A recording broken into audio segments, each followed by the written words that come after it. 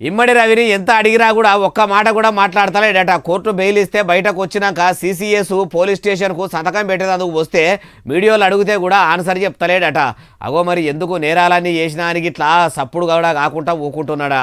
మైకులో ముంగడ పెట్టినా కూడా మౌనంగా ఎందుకుంటుండో అరుచుకుందాం పని.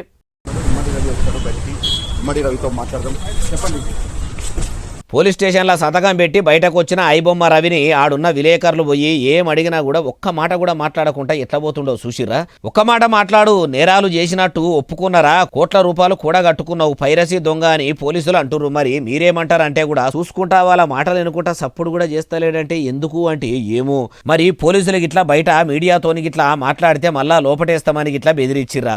లేకుంటే ఇమ్మడి రవికే మీడియా మీద నమ్మకం పోయిందో గాని మాట్లాడుకుంటానైతే కారెక్కి సప్పుడు చేయకుండా పోయిండు. అయ్యా పోలీసులారా, పైరసీ చేసి బెట్టింగ్ యాప్ల మీద సమాచారం మొత్తం వేరేటోళ్లకు అమ్మిడని, సినిమాలను పైరసీ చేసుడు నేరమని అంటిరి. ఇప్పట్లో ఇమ్మడి రవి బయటకు రాడని అంటిరి. మరి ఇప్పుడు రవికి బెయిల్ ఎట్లా మంజూరైంది అంటే మీ పోలీసుల పనితనం కూడా చక్కదనంగా లేకనే బెయిల్ వచ్చిందా ఎట్లా అంటుర్రు ఈ ముచ్చటిన్నోళ్ళు.